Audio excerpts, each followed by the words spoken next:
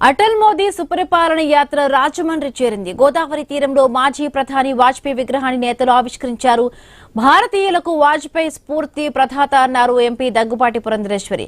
లా కాలేజీలో తండ్రితో కలిసి చదువుకున్నారని గుర్తు చేశారు. గతం నుండి పాఠాలు నేర్చుకుని ముందుకు వెళ్లడం వాజ్పేయిని చూసి నేర్చుకోవాలన్నారు.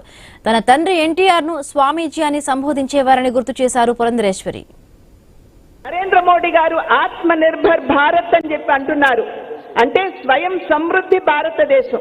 ఆనాడు పోఖ్రాన్ అణుపరీక్ష చేసిన నాడు విశ్వంలో ఉన్నటువంటి దేశాలన్నీ కూడా భారతదేశాన్ని ఏకాకి చేసినప్పుడు, ఒక్క ఫ్రాన్స్ తప్పించి అందరూ ఏకాకి చేసినప్పుడు ఆత్మ నిర్భర్ భారత్ కి పునాది ఆనాడు వాజ్పేయి గారు వేశారు అనేటువంటి విషయం మనం మర్చిపోకూడదు. కనుక అటువంటి ఒక మహనీయుడు, భారత మాత ముద్దు బిడ్డ, మనందరికీ స్ఫూర్తి ప్రదాత, అటువంటి ఒక మహనీయుడి విగ్రహాన్ని రాజమహేంద్రవరంలో మనం అందరం ప్రతిష్ఠించుకోవడం, నిజంగా చెప్పాలంటే వాజ్పేయి గారు వ్యక్తిత్వం, వక్తృత్వం, కర్తృత్వం, మిత్రత్వం, నేత్రత్వం, ఈ 5 అంశాల మేటి కలయిక అటల్ బిహారీ వాజ్పేయి గారు. మొట్టమొదటిసారి నన్ను తీసుకుని వెళ్లి నందమూరి తారక రామారావు గారి బిడ్డ అని పరిచయం చేసినటువంటి సందర్భంలో నా వైపు చూసి నమస్కరిస్తూ స్వామీజీకి బేటీ అని చెప్పి వారు నన్ను ఆశీర్వదించడం జరిగింది.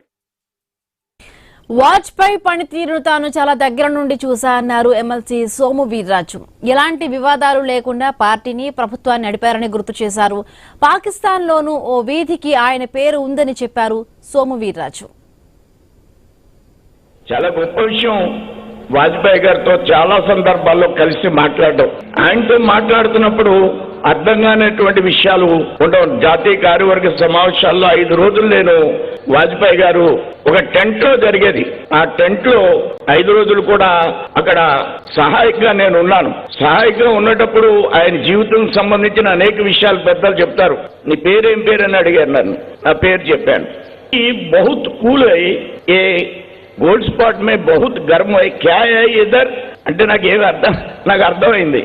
అంటే మన పరిస్థితి ఆ విధమైనటువంటి స్థితిలో ఆ విజయవాడ ఆర్టీసీ కాంప్లెక్స్ లో ఈ సమావేశాలు పెట్టినప్పుడు అందరూ కూడా పెండాల్స్ లో ఉన్నారు.